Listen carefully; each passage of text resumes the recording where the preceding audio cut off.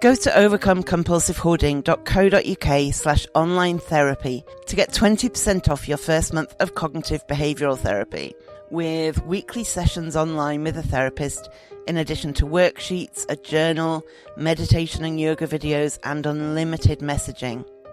There's strong evidence that CBT can help people who hoard, and accessing therapy online can be affordable and accessible. Find out more and get your discount at overcomecompulsivehoarding.co.uk/online therapy.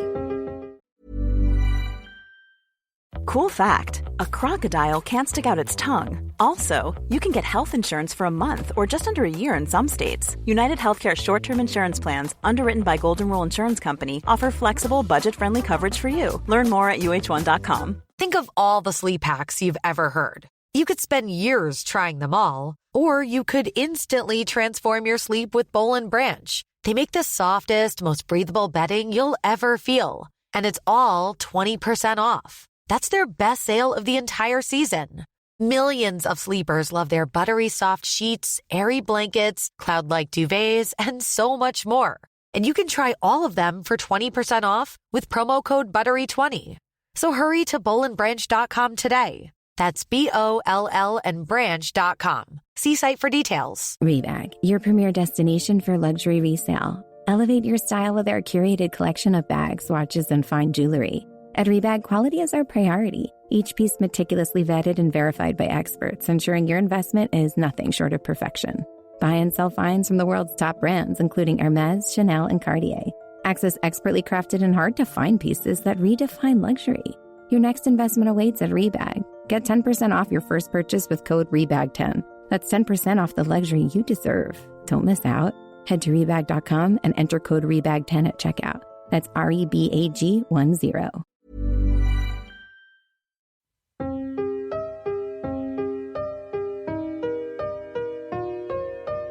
Welcome to the Overcome Compulsive Hoarding with That Hoarder podcast. I am drowning in stuff and trying to find a way out. Listen as I explore the issues and delve deep as somebody profoundly affected by hoarding disorder. Find out more, including links to subscribe to the podcast and all of my social media at overcomecompulsivehoarding.co.uk. Finally, I am not a doctor. I am just a hoarder doing her best. So do seek professional support if and when you need it. Dr. Jan Eppingstall has a master's degree in counselling and a PhD in hoarding. As a counsellor in Australia, she works with people who hoard and has also contributed to research about hoarding. She is a regular guest on the podcast, and it is always a pleasure to host her. Jan, how are you?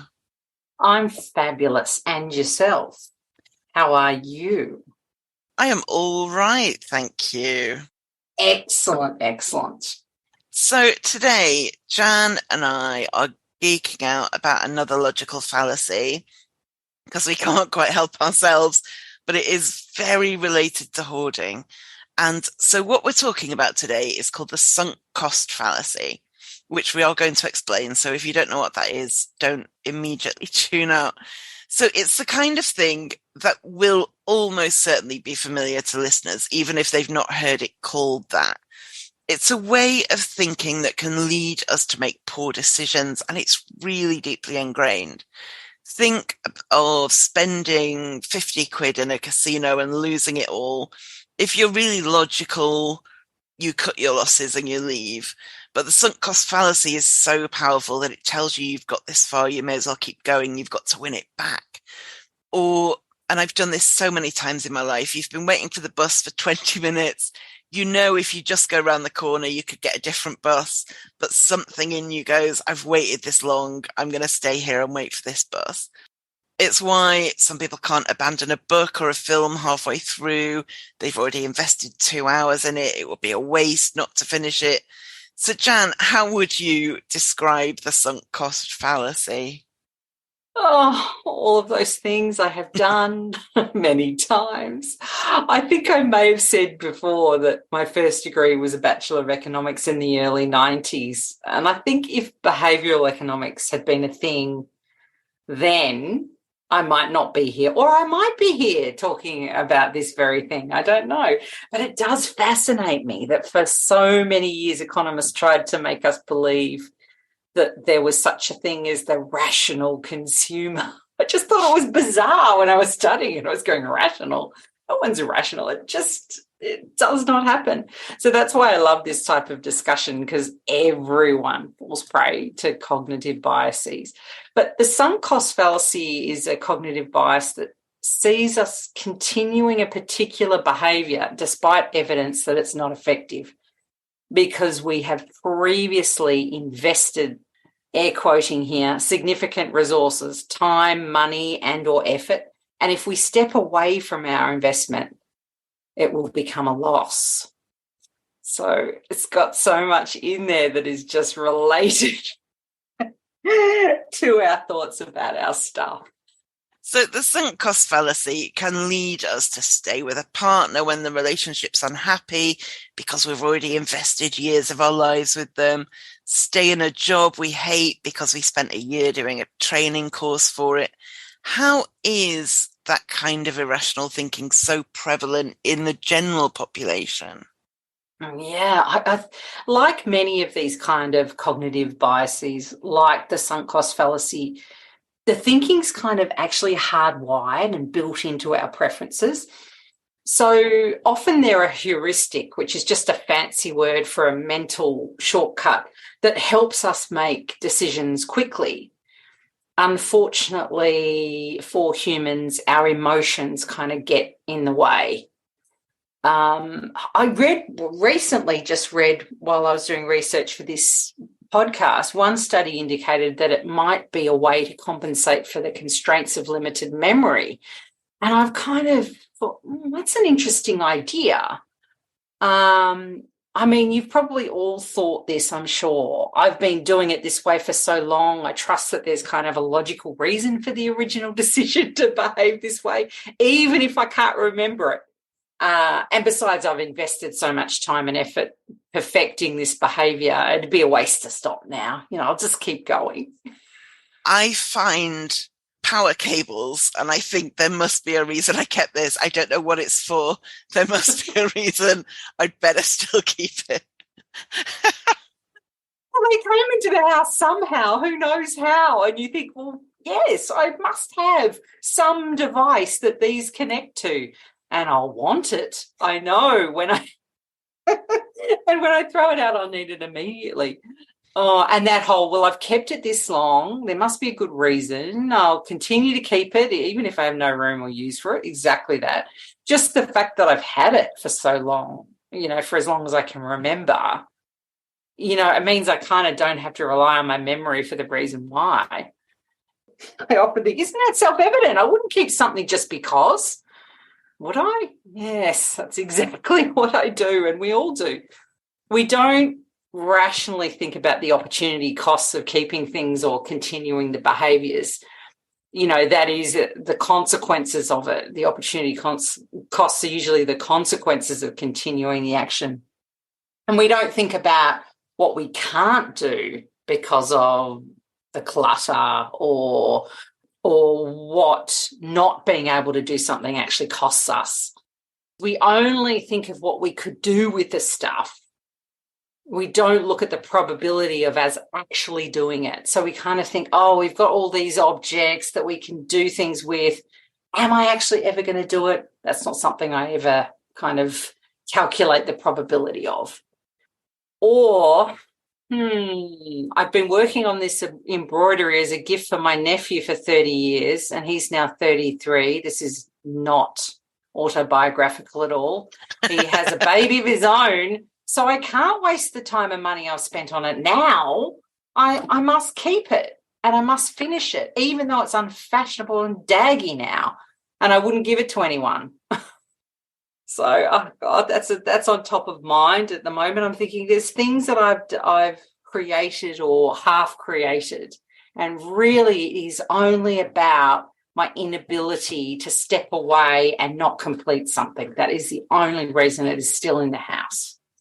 So it's so pervasive. Everybody is going through this type of fallacy with themselves. every day, multiple times a day, I think. And in terms of people who hoard, I feel like the sunk cost fallacy comes into play frequently. As you've just said, I've kept it this long, I'd better keep hold of it. Or I paid so much for it, I'd better keep it. What are some of the ways that this kind of thinking can trip hoarders up? I mean, the definition that I was just talking about before, continuing a particular behaviour despite evidence that it's not effective because we've invested significant resources, time, money and or effort, that's kind of saving in a nutshell for hoarding. That's kind of everything about our saving kind of urge. And research has found that those who have a mindset that leads them to rumination on the past are more likely to be trapped in that sunk cost fallacy. And it sounds like many people I talk to. It's kind of this endless loop.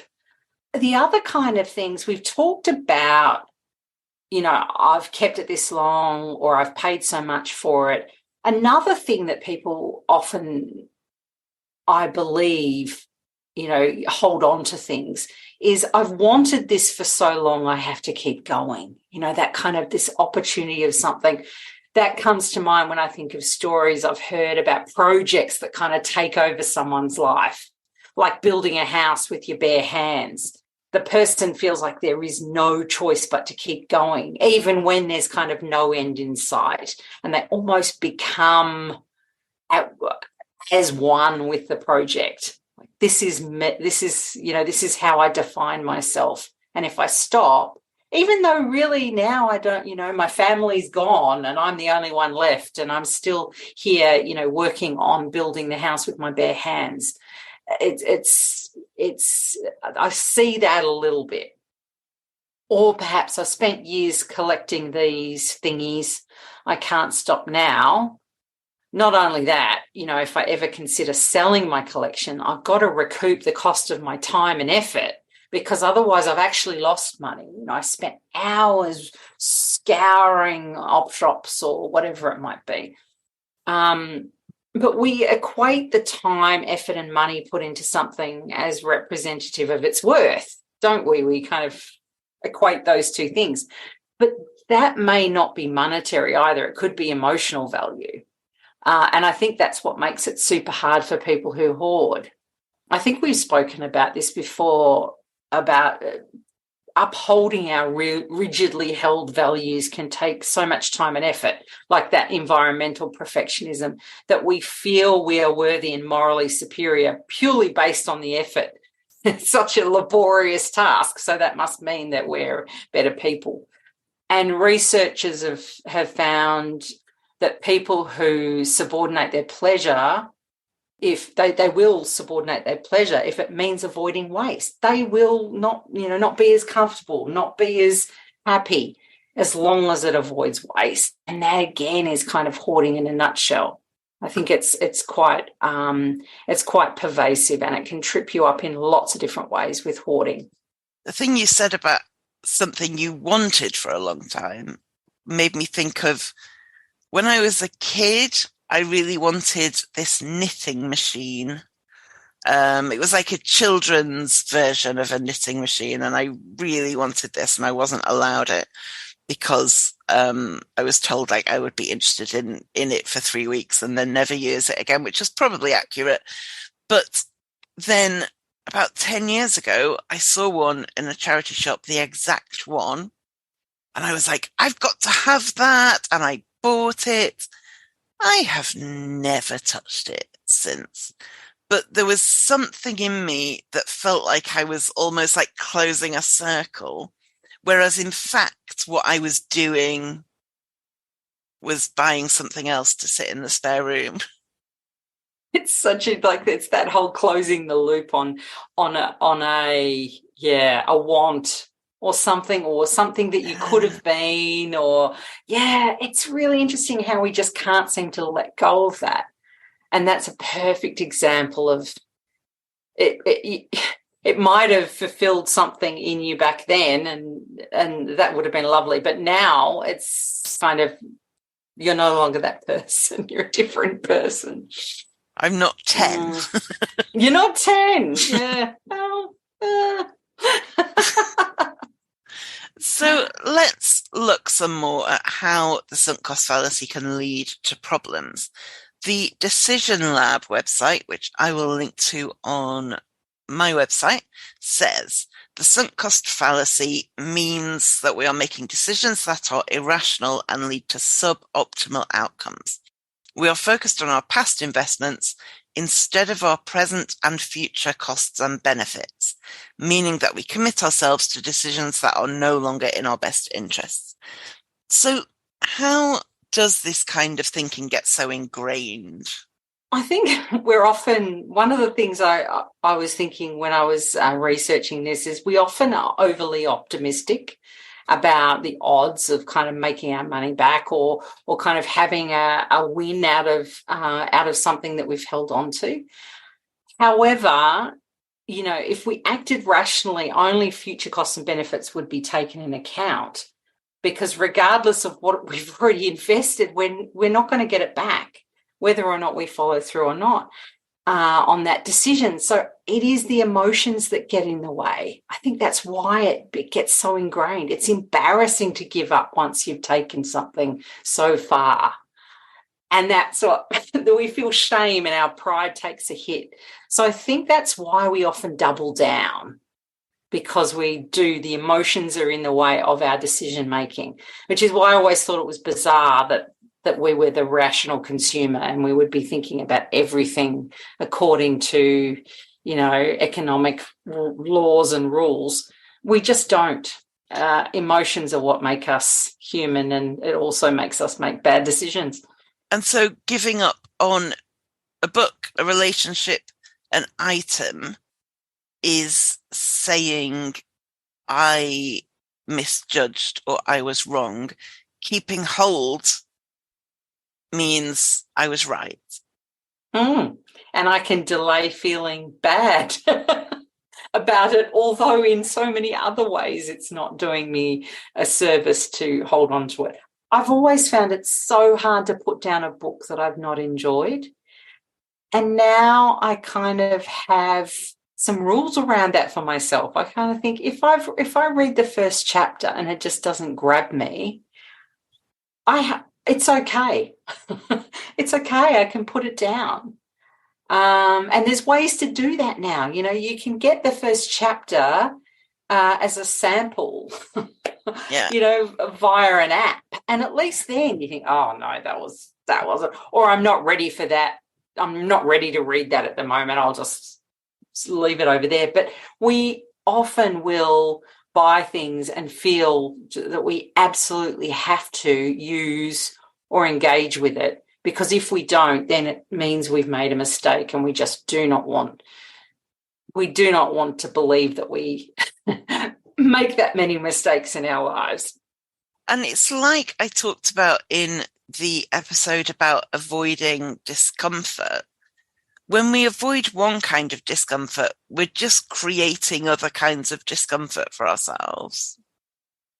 Exactly. It's like water. It will find its way through, you know, it will find its way to you somehow. If it's not that down that path, it'll be a different path. We can't avoid discomfort, full stop. And we might feel that abandoning a plan partway through, because that would mean we'd wasted that original investment of time or money or effort, plays into hoarders' overall fear of waste in general, and also loss aversion, where we feel loss more than we appreciate gains. Yeah, so they're all kind of related. So loss aversion is the underlying mechanism of the sunk cost fallacy. So yes, they kind of all feed into each other. And I think I don't think there's been any research done, but I really do feel like hoarding, those who suffer from hoarding do feel it even more strongly. They're more averse to loss. We know they're more sensitive to anxiety. It all kind of plays into the reason that we continue to behave in this way. But I thought something else was interesting. A study published last year found that individuals with lower childhood socioeconomic status tend to perceive loss of prior investments as more wasteful than those with higher childhood socioeconomic status. I mean, it's a bit Captain Obvious, yes, but we always need to investigate these things empirically, just in case we kind of have our assumptions about something and our logic has missed a point.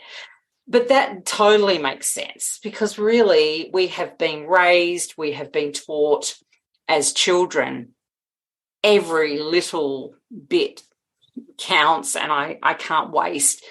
And we take that with us throughout our life. Really doesn't matter how much we earn. At the end of the day, we will continue to be waste averse, loss averse. And I just feel like hoarding is particularly, hoarding in general is literally loss averse. And I think of, as well as the socioeconomic thing, I think of like my grandparents' generation in the UK who were young adults during rationing and had to make family meals out of virtually nothing. Of course they couldn't let anything go.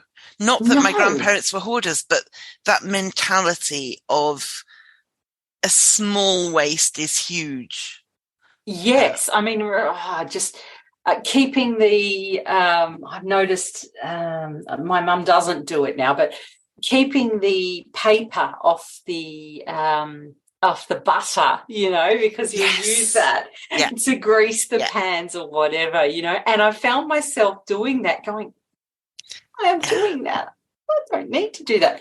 Wow, I just do it because that's what my mother and what my grandmother did. And the constant feeling that, well, in my day, we couldn't waste those things. So therefore you need to be more cautious about everything, wasting anything. It's not only socioeconomic. I remember there was a story that went round years ago that was a bit cringy, but made a good point, which was a woman teaching her young adult daughter how to make a roast dinner and how you cut the end off the joint of meat. And the daughter said, "Why do you cut the end off?" And she said, "Oh, I don't know. It's just what my mum did." So she asks her mum, "Why do we cut the end off?" And she says, "I don't know. It's just what my mum did." So she asks her mum and says, "Oh, it's just that we had a really small pan and the meat didn't fit in it." And yet this had carried on through the generations. Someone told me that exact story. Someone told me that exact story this week. And it is just exactly that. We just keep doing without questioning, I think, is the hardest thing to recognize, that we're just doing it because it feels like it must be done. And that's part of what we need to change for ourselves, is to question everything, be curious about why we do those things. And it's hard to know which bits to question, because if you question literally every move you make in a day, you wouldn't get anything done. So there are certain things that you have to have a shortcut for just to get through the day. So you don't always know which bits you're being irrational about. Exactly. That is so true. Do you want to be a de-hoarding darling? You can be now at overcomecompulsivehoarding.co.uk/darling. If you love the podcast and want a bit extra, you can finally sign up to subscribe. Members will get an exclusive monthly post with an additional top tip, some podcast and music recommendations, and a personal update from me about how things are going. Find out the full details at overcomecompulsivehoarding.co.uk/darling. So something I found interesting when researching this was how many studies found that people feel this need to avoid a sunk cost, whether they invested money in something themselves or whether someone else had paid for the initial thing. And I can really see how this could scupper hoarders in particular. Like, somebody else spent a lot of time making this, I'd better keep it. Or I got this in a charity shop, but I bet it was worth a lot more when it was originally bought, so I'd better keep it. Yeah, I thought that was really interesting too. I think one of the examples I read was about an expensive cake, that was bought by you at a patisserie miles away versus a cheap supermarket cake. Yes. And there was this tendency to keep eating the expensive cake despite being full, kind of regardless of who bought it. The idea that we're kind of compelled to honour others' investments as much as our own. I can see that happens with, things handed down from family members. Like, it made me think of the Antiques Roadshow. Someone comes on with an extremely ugly something that they've had hidden in the cupboard for 50 years. But now that they know it's worth £1,000, it's on the mantelpiece and it's pride of place. I mean, I'd sell it. That's just me. I would extract the gains from that very quickly and pass it on. But I think there is a lot of that, those of us who are kind of biased towards sentimentality and workmanship and handcrafted, pieces, we're kind of more likely to keep the doilies that we bought from the op shop that our granny didn't make. It wasn't anyone related to us, but someone else did. And they spent hours doing it. So we want to kind of honour that. In fact, I had someone tell me that the other day. Oh, gosh, I wish people would keep their, family heirlooms to themselves and not put them in the op shop, because I feel compelled to save someone else's family heirlooms and that I have no connection with whatsoever. I have a friend who buys old photos, like old family photos on eBay. She's got hundreds of other people's grannies. Yeah, It's so odd. I agree. It's like but it's that, it was important to some, it's important to someone, and that must mean that it's just generally important. My weird dilemma of the week a few weeks ago on this podcast was a mug I'd found that someone had clearly painted, hand painted, not in a professional way. And it's unlike me, but I had no memory of this mug even existing. So somebody painted it for me and gave it to me, and I don't know who, and I don't know when, and I have no emotional connection to this mug. But I was still like, well, somebody painted it, somebody put the time in, I should probably keep it. Even though I don't know who, it doesn't look great. I couldn't give it to a charity shop because it doesn't look great. And in case whoever painted it came across in the charity shop. So I ended up throwing it in the bin, and it was quite a dilemma. And it was that kind of somebody else's sunk cost. And I don't even know who. And they were thinking of me and they gifted it to me, And also the guilt of not remembering, I think, is also, and keeping it kind of means that you can fudge that a bit. You can kind of, if someone were to come round and see you drinking tea out of, you still got my whatever. Yes. Yeah, because normally I'm that kind of hoarder who could pick up any item and tell you the whole story. What shop I was in, what mood I was in when I bought it, what shop it came from, what the weather was like. That, I've got all of that, which is part of the problem. I have so many kind of associations with every little piece of tat. But so it's quite unusual for that to mean nothing to me. But yeah, somebody else has spent time painting it. So yes, exactly. It did go, but it was a real I don't know what to do. And it was probably a bit of, your hand putting it over the rubbish bin, then going, no, okay, no. That's so hard. And so one excuse that a lot of people who hoard will use is, but I paid good money for this, to justify keeping something.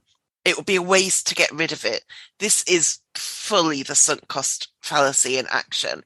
And the argument I always advocate in those circumstances is that the money has been and gone. The waste happened when you bought it.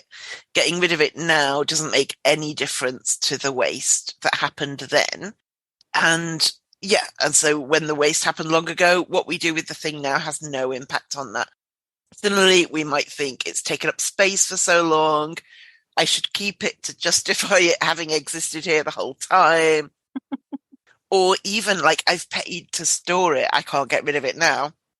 But I wonder if there's a place to try and replace it's been a waste of money, time, space, I'd better keep it, with it's been a waste all these years, so that's more of a reason to reclaim the space. Yeah, I do. I do think that we can reframe it. I think some acceptance that we made a mistake is needed here too. We can't change what we've done in the past. It might not have been a mistake, in fact, to buy or acquire the item. We may have needed it at the time and actually used it, but keeping it longer than we needed it and losing that valuable living space was the mistake, I think. And being able to accept that it's been a waste all these years. Really, if I part with it now, I'm able to gain something from that parting. It's okay to admit you were wrong in your decision to keep it. You thought you were doing the right thing and now you know better. It's okay to change your mind, and it's okay to decide now rather than before. You weren't ready before. You're ready now to kind of reclaim that space, and that kind of reframing, I think, is important, because space gives you opportunity, doesn't it, to do things, to be, to be the way you want to be. And I feel like there's even a step before it's okay to admit you're wrong, and that is it's okay to be wrong. Yes. And then it's okay to admit it. Yes, exactly. It's clearly something I'm working on. I'm often wrong. I just, happily admit it. I also wonder whether we could kind of in some way twist it to our advantage in our head and say, I've got rid of this much stuff. May as well get rid of it all. Yeah, I really do. I really can see that. I've come this far. Yeah. I've come this far letting it go. Just exactly like the complete reversal of I've kept it for this long. Yeah. I've let go of this much. Really, I'm close enough to being there. Can I? If 10 mugs have gone and there's still not quite space in the cupboard for the ones I've got left, may as well just get rid of 3 more. Yeah, exactly. And then it will fit neatly in the cupboard. Yeah. I'll have just enough. I do like that idea of, the appropriate amount of stuff, just enough of whatever it might be, because having extra doesn't always serve you. It can just get in the way and make things more difficult to do. So having just enough, I think, is nice. It feels comfortable. And it's hard. Even knowing what just enough is. Yes. And that's part of also the disorder, isn't it? We just don't know how much is just enough. Other people can say, well, and they kind of calculate it in their head and they think about it. But, with hoarding, there's a lot of emotion inbuilt into that. There's also the whole idea that letting go must be a bad thing, because it's just the way we feel about loss. Like I like those water bottles that are insulated so they keep your water really cold. And I have to really stop myself from going, I like the insulated water bottles. I therefore need all the insulated water bottles. In practice, 3 is probably ideal, so I can have a couple on the go, 1 in the wash, that kind of thing. Yeah. But all of my instincts say, but insulated water bottles are good, so surely more insulated water bottles is more good. And that with everything. Yes. Yes, I think what I tend to do and suggest to others is kind of think at the time of purchase, okay, where is it, like really literally doing where is it going to go? How many do I already have? Yeah. How hard is it going to be? How hard was it to let go of even a broken one of those, or, one that I'd worn out or whatever it might be? How hard was it to let go of that? Now, if I bring a brand new one in, am I going to let go of an old one? Probably not. So that means I've now got 4 instead of 3. And it's that whole, oh gosh, it's so hard to get rid of anything.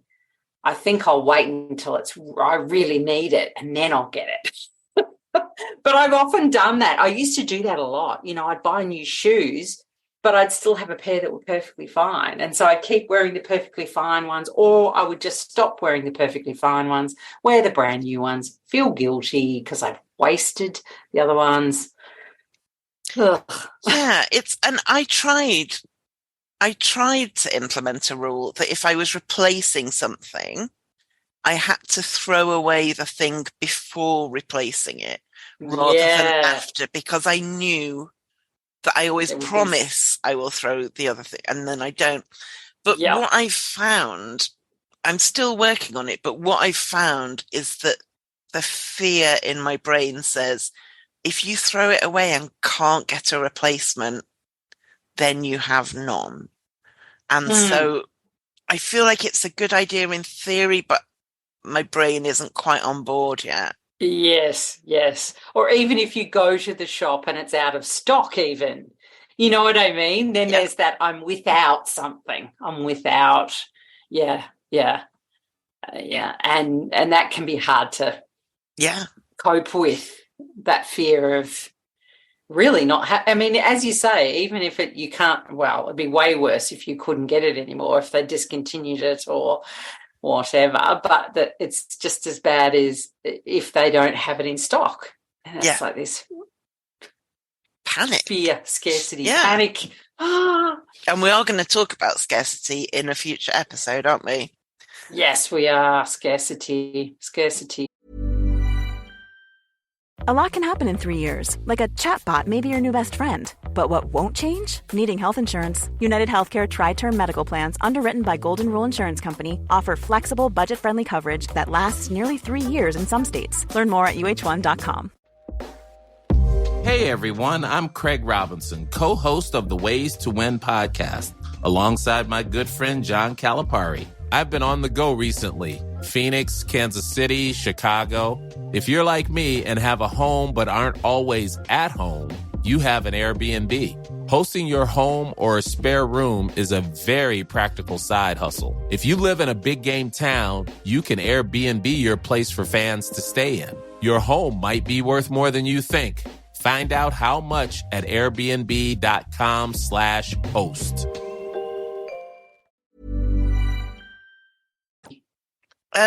So this tendency to allow costs that are already gone to influence future decisions might have some kind of strong pull for us, but the phrase throwing good money after bad comes to mind. The money is gone, the space is gone, the time is gone. All we can control is what comes next. How can we really get ourselves to believe that? I think we know that in theory, don't we? But how do we get it to absorb? Yeah, you know what I think, and we've talked about this often, and you've been doing this a lot, is experimenting. So really explore the outcome fully. Give yourself that opportunity. Cost it out. Establish a price for your time. Work out the value of the real estate that the stuff is occupying. Cost out how much you're spending because you can't use the space. Maybe like if it's the kitchen, how much are you spending on takeaway or prepared meals because you aren't able to cook? And don't forget to think about what you could be doing instead of this laborious process of letting things go. You could be spending that, improving your, your qualifications, or reading a good book, or catching up with friends. And make sure you even cost out how long it takes for you to work out all these calculations. because the fact that you have to work all this out because you because you don't want to let go of things that you might need. Yeah. And the other thing is compare attempting to sell something for the price you believe it's worth. That often can really work. You know, pop it on eBay. And don't just think about it, like actually put it on there. What does it cost you in time, postage, petrol, inconvenience? And don't forget to take into account learning how to list it. I mean, some people don't even know. They'll say, oh, I'll sell it on eBay.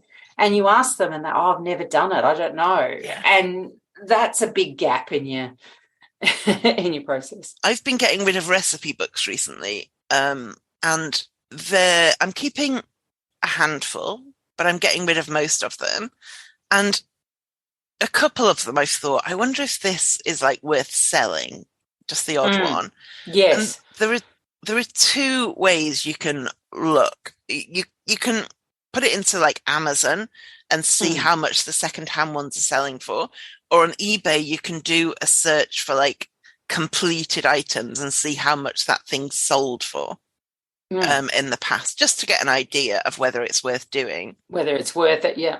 And even a few years ago, I would have been like, oh, that sells for £3 or £4. It's probably worth selling, right? But as you say, once you've listed it and photographed it and answered weird questions and got to the post office and wrapped it and all of that, it's so rarely worth it. That for me now, I look up the odd book, because it used to be that I would look up every book I was getting rid of in those two ways. I don't do that now. I look up the odd one, and it would really have to be worth. I don't have like a number, but considerably more than £3 or £4 for it to be worth doing. And being able to look those things up on it can be a distraction. But if there's one you're really wondering about, it can be worth doing just to see whether your valuation of it is the same as what other people would actually value it as. Exactly. And as you said, replying to all those weird questions about the item and stuff. Oh, and then if it doesn't sell, you know, cost of doing it a second time and then it doesn't sell. And then you've still got to go and get rid of it somehow. Yeah. So then price just dropping it in the bin. Too far? I'm taking it a bit far, I think, maybe. Do you know, there's a place for it. There's a place for it. Yeah. But, you know, if that's too far, price kind of driving around trying to find someone who'll take it in as a donation, because often donations are not being accepted these days. And if you have to make inquiries on, you know, on whether someone will accept your donations, how long does that take? Price it. Or you could go maybe 1-800-GOT-JUNK and pay $300 and fill a truck and decide, you know, they can then decide for you about what should be donated dispassionately. But again, it's that whole, maybe I've gone this far now, maybe that's just maybe that's just the final step of committing to something like that and saying, okay, I'm going to do this. And I'm comfortable because I've, you know, been working on this whole de-hoarding thing for so long that I feel confident that I can let those last, you know, truckload of stuff go. I've just remembered a really weird example that I now think is sunk cost fallacy related. When I had a dentist appointment, and I'm not great at the dentist, I hate it, and I was so nervous and I had like worried for a week and then spent just absolute terror in the waiting room. And somebody said to me afterwards, well, like, well done for going in after all that. And I was like, I didn't want to waste that anxiety. Waste the worry. Like, once I'd spent a week worrying and then a morning in terror, to then just leave would have been like, got to make the most of your complete terror. Yeah. Because otherwise you might have to do it all over again. Oh, I love that. Yes. Oh, yes. Don't waste the worry, because the worry, we do often worry because we think it's helping. It's giving us ideas on how to, and look, that's what worry, I guess, is anxiety is for, to plan our attack if something goes wrong. It's just that these days, we're not running away from lions or wildebeests or whatever. We're really just. And it's a matter of degree, isn't it? A bit of worry might help. Doing nothing Yes. but worry doesn't get you anywhere. No, exactly. It just ties you up in knots. It really does. And if you've been paying to store stuff, like if you've got a storage unit, that seems to me like an obvious, this is costing more to keep than it would to get rid. Exactly. And But when equally, you start to kind of do the numbers, Yeah. it's like. But equally, I can see how, but I've paid to store it for this long, could really come in. Yeah, really hard, because people will say, oh, well, that would mean I was wrong for all this time. And I've, and then when they add up how much they've spent, they just can't admit to themselves that cutting their losses now is a good plan. It's really quite hard to convince people. But chances are what's in there is not worth what you're paying monthly. Seriously. I mean, the prices are, it's so expensive. And I get quite upset, a little bit cross when I see the advertising on the side of the storage places. Oh, are you decluttering? Come and store it here. I'm like, I don't know that that's the idea. I think it's for storing, things that are precious that you haven't got room for, or collections, or dead body. I mean, yeah, or like if you're moving into a bigger house, yes, and you need to, between.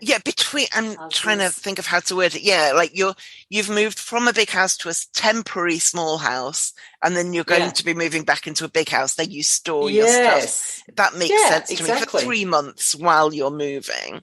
Exactly. Renovations, and you just need to be downsized for that time, and then you move back. But it has become a permanent kind of concept. And really, we know that, people who hoard don't interact. They just don't interact with their stuff. Their stuff's there, but they're not really they're not using it or being with it. Quite often it is in a storage shed or in a storage unit. You have to do a lot of mental gymnastics to make that seem worthwhile, in my mind. It's possible you can do the gymnastics. It's just that really you're doing yourself a disservice. Christopher Olivola from Carnegie Mellon's School of Business researches the sunk cost fallacy, and he told Time, there's nothing you can do to regain money that's lost. And pursuing something that makes you unhappy not only isn't going to get your money back, but it's also going to make you worse off. You're just digging a deeper hole. So what can we learn from this? Whenever I hear digging a deeper hole, I think of the ACT, the acceptance and commitment therapy metaphor. Imagine you fall into a fairly deep hole and the only thing you have to help you get out of it is a shovel. And since you don't know what to do and you feel desperate, you start to shovel away. And little by little, you get deeper into the hole. As you remove dirt, the hole gets deeper and deeper and it's harder to get out. So wouldn't it be better to use the shovel in some other way? Yeah. Couldn't you have waited to see if someone could come and help you out? So this is exactly what happens, with experiential avoidance, and the anxiety you feel about getting out of the difficult situation makes you bury yourself even more in that difficulty. So what can we learn? Maybe you have to suffer at the beginning, but the long-term solution will be more beneficial. It is about us we avoid any sort of negative experience, but basically it will build up to be a much bigger, more difficult experience at the end of the day if we don't deal with it earlier. We can't avoid suffering. We're always going to be suffering in some way. It's just the human condition. But it's how and when and how much that matters. So I think that's what we can learn from that. And is me holding on to, I'm just looking around any of this, is me holding on to David Attenborough's book on the life of mammals more important than saying 15 years ago when I bought David Attenborough's book, The Life of Mammals, I thought I would read it. I was wrong and I can let it go. Is that really, it's not that much of a leap, and yet we hold back, don't we? Yeah. Yeah. And we all do it. We all do it at some level. Yeah. That's what, it's not unusual. None of these things are unusual. It's just that you might have 10 David Attenborough books that you haven't been able to read. And we do feel like, we do not only the mistake, but we feel less than because we haven't been able to live up to that person that we thought we were. And that, again, is part of it, isn't it? Yeah, and I picked that completely at random, and I'm already going, but David Attenborough is so lovely, and the book's probably got beautiful photos, and, I'm already questioning. Yeah. Exactly. And when everything's nice, I'll have it on my coffee table and it will be lovely and people will come around and have a cup of tea and look at it. Yeah. And it's like, probably not. Yeah. But it is a beautiful book. Yes. And maybe it's sitting in your bookshelf. Maybe it would be appreciated more at the local school or kindergarten or, somewhere else that might actually open it and look at it. That's the hardest part, is to think that someone else may actually be more deserving than you are for a particular offer. Yeah, someone who would actually enjoy it. Yeah. So I'm a big believer in having kind of strategic questions we can ask ourselves that cut through the crap, basically, and are designed to make us think a bit differently when we're trying to decide whether to get rid of something or indeed whether to acquire something. Are there any good questions we can ask ourselves that can be useful in challenging some of that innate tendency to the sunk cost fallacy? Yeah, so funny. I Googled this, how to avoid sunk cost fallacy, and the answer I got was, it was quite amusing. Track your investments in future opportunity costs. Don't buy into blind bravado. I loved. Let go of your personal attachment to the project and look ahead to the future. So the last two, maybe three, are hard for people who hoard, aren't they? I was just going to say, let go of your personal attachment. Like you go, oh, okay then. Okay then. Yeah, okay. And I'll also look ahead to the future. What? I just thought it was so amusing. I go, oh, yeah, that's right. Okay. I guess we need to kind of be willing to step back from our ideas and see them objectively and say, well, what would someone else think about my choices here? Try to be dispassionate about them and kind of diffuse from them. Realistically, who is going to want to buy your stained baby blanket for their newborn just because it's been handed down for generations? It's harsh but fair. So we need to kind of be that dispassionate kind of observer and really look at what we're doing. Is this the right thing to do? Is someone really going to want this? It is quite hard to do, but that will help you kind of open up to the reality of, whether this should stay or go. And I think overcoming the fear of letting your efforts go to waste. Our efforts are really hard. How much effort did I put in? How much effort can I, how much can I get for that effort? What am I going to gain? Nothing is ever a waste of time if you can actually take something from it. So the pearl of wisdom, what's my pearl of wisdom from letting go of this object? What can I take away from that?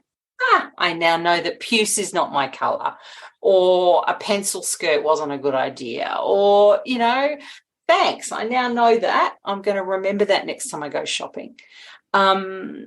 we need to tell ourselves that money I'll never recover won't dictate my future decisions. Only additional costs matter. If I throw $100 into the wishing well, or I chuck it on, on the dogs at Randwick or wherever, if I put it in a wishing well and my wish isn't granted, should I then toss another $100 down the drain after it?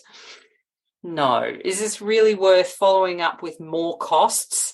But it is accepting that there are these other costs as well, isn't it? Like, what are the other costs that I'm actually, what are they? What the heck are they? What am I missing out on? And actually asking yourself that question can break that down, going, oh, okay, yeah, right. Not only am I spending my last, couple of dollars on this tchotchke, I also know that I've got a big bill coming up and I don't want to go into debt for it, or there's all sorts of costs, filling up rooms that you can't actually use for the purpose, etc. There's so many. You need to know what they are and you need to kind of put a value around that.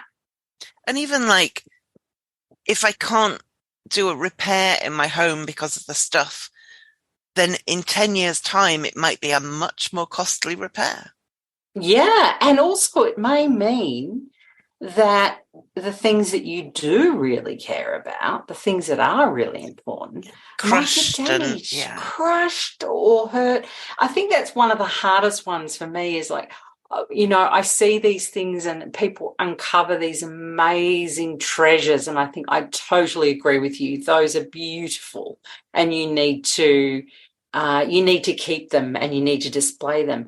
But there isn't that opportunity to display, or there is the concern that they might break or get broken in the hoard. And if you were able to display those beautifully, I think you would get more joy and more, you'd be more connected with whoever it was that owned it or gave it to you than it is now, being hidden under all these things.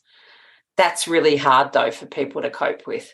It is. And I think there's something around this thing about making mistakes as well. That sometimes, that maybe a question like, if acquiring this had been a mistake, would that be that bad? Yes. Because that kind of opens the door a little bit to then, okay, it was a mistake. Because you've already kind of gone, well, it wouldn't be that bad, surely. Yes. I mean, it's just being able to acknowledge that if it wasn't, even just thinking, let's just pretend that it was. Yeah. Thought experiment. Exactly. A thought experiment. How bad could it really be? Let's be honest with ourselves. Let's not catastrophize and, end up homeless in the street. Let's just try and think through more reasonable, consequences, not the catastrophe. And then if I keep it now, would that also be a mistake? Because we presumably don't want to make further mistakes. That's right. And maybe that will help us if we can start avoiding mistakes at bringing things in. Then potentially it means we don't have to fear mistakes at the other end.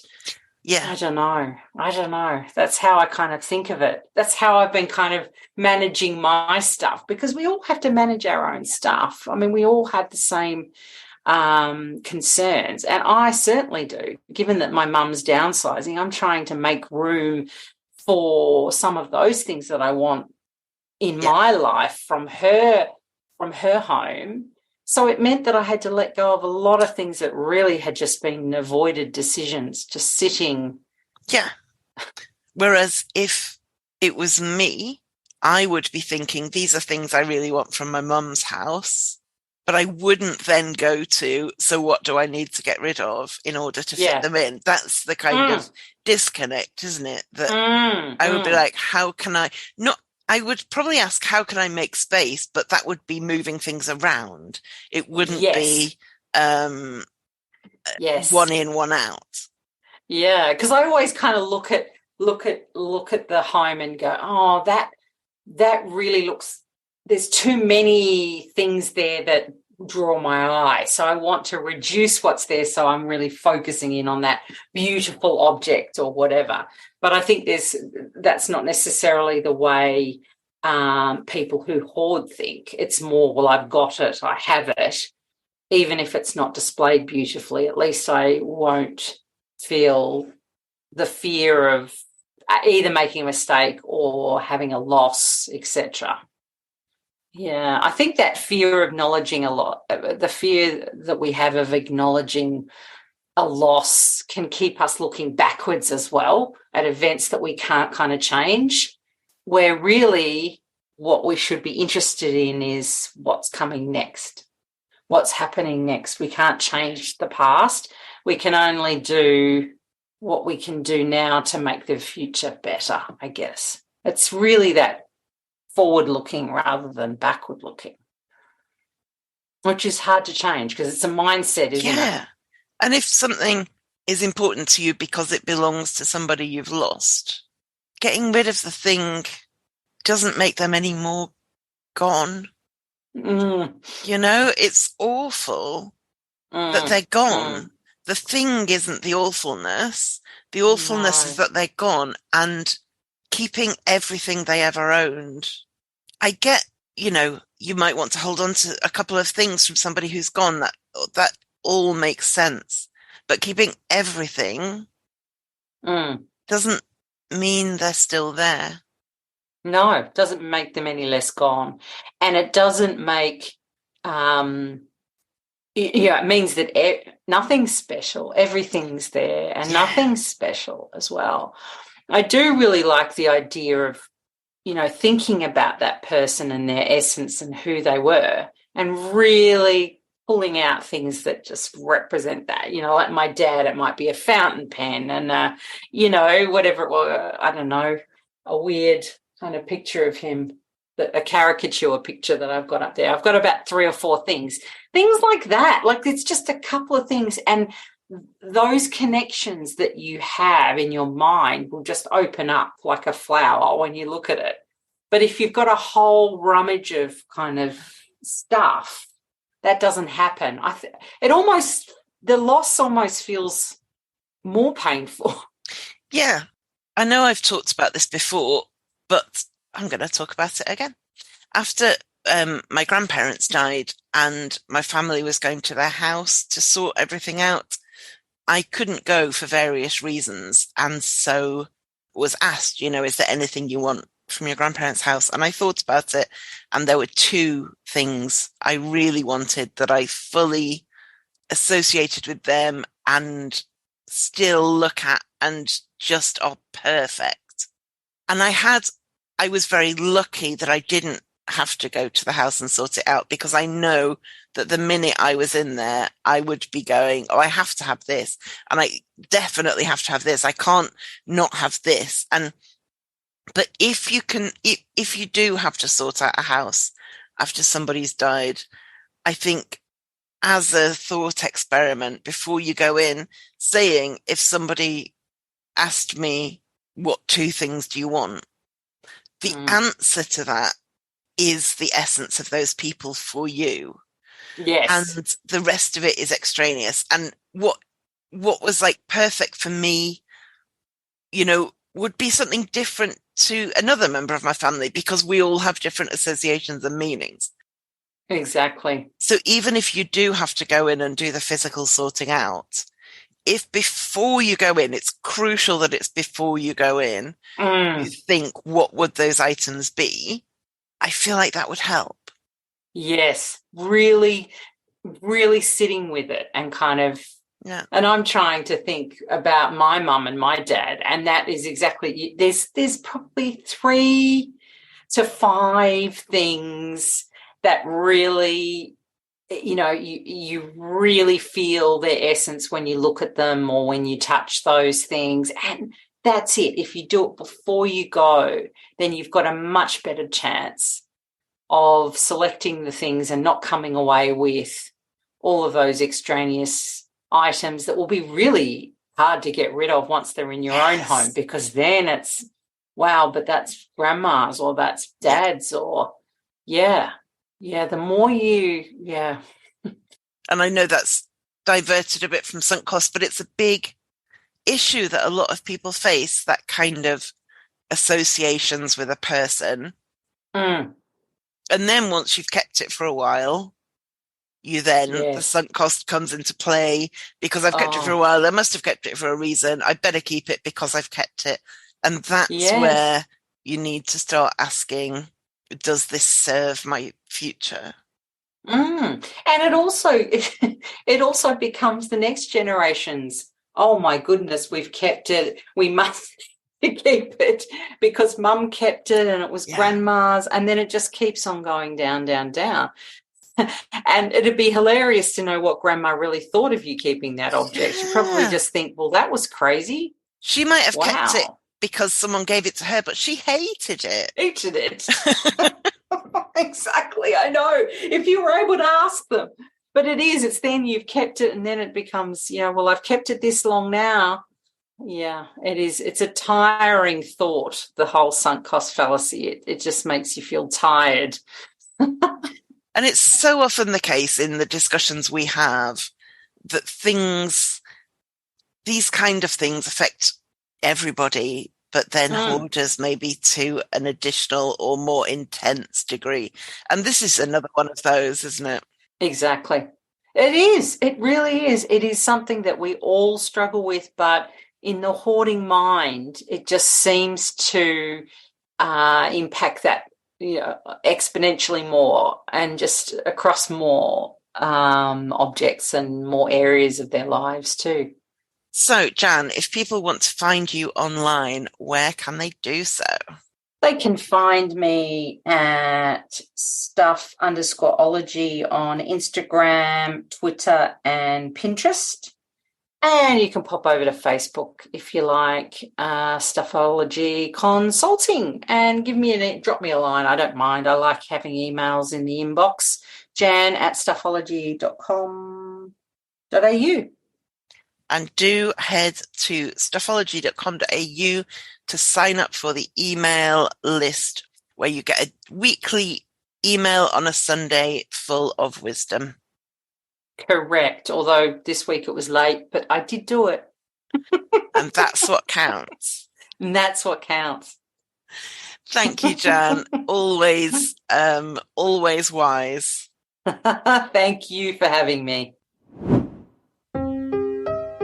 I make this podcast because I think it's important. I started it as an outlet for myself, but it's become much more than that. And I hear from people all the time about how listening to me talk about my experience and interview specialists and experts is helping them. Hearing those stories makes the time and cost absolutely worth it. But if you want to help to ensure that the future of the podcast is sustainable, you can donate to help with costs. To send a one-off or recurring donation, just go to overcomecompulsivehoarding.co.uk/donate. Thank you. So my top tip today comes from the Eco Chic podcast, which I will link to in the show notes. And she's giving a tip about conscious consumption. And even though she's talking about Black Friday sales, it applies to any sale. And certainly these days, there seems to forever be a sale on. It's the winter sale, the spring sale, the summer sale. So have a listen. Conscious consumption is not just about giving to others, but it's also that pressure to buy for yourself. Let's all acknowledge it. When you see a sale for something that you've been eyeing for a minute, it's really easy to start buying for yourself during the holiday season. So tip number 1 is, do I need this? And it's not to say that you can only buy things that you need, but really think through, have I even thought about this purchase before? Or am I buying something on impulse? Am I buying something because I feel pressured because I've seen it so many times on social media? I feel like a good answer to the do I need this question is something that you have thought about for a long time and you've stopped yourself from purchasing it because it's just a little bit out of your price point. So if there is a Black Friday deal on the hairdryer that you've been eyeing for quite some time, and now it's in a price range that you can justify a little bit more, go ahead and do it. Because again, if you have the means and you've really thought this through, then that's a conscious consumption purchase, especially if it's something high quality that you're going to have for a really long time. The flip side of that is being susceptible to a holiday gift guide or a sponsored ad for Black Friday advertising a 30% off sale of a clothing brand that you've never shopped before. Do you truly need that? Have you thought about purchasing from that brand before? Is the item that you're purchasing something that you actually want? Or are you just buying it because it's 30% off? So yes, my number one tip for more conscious consumption is actually just stopping yourself and thinking, have I thought about this purchase before? And it might sound, fairly sensible, but it's good advice. Okay, thank you for listening, and I will speak to you next time. Thank you for listening to the Overcome Compulsive Hoarding with That Hoarder podcast. You can find more online at overcomecompulsivehoarding.co.uk. You can find me on Twitter at That Hoarder and on Facebook at Overcome Compulsive Hoarding with That Hoarder. To find out more about how you can support the podcast and the overall project, go to overcomecompulsivehoarding.co.uk/support and do subscribe to the podcast to make sure you don't miss any future episodes. There may be links in this podcast that earn me money. This doesn't come at any extra cost to you if you ever make a purchase through the links, and it helps to support the future of the podcast.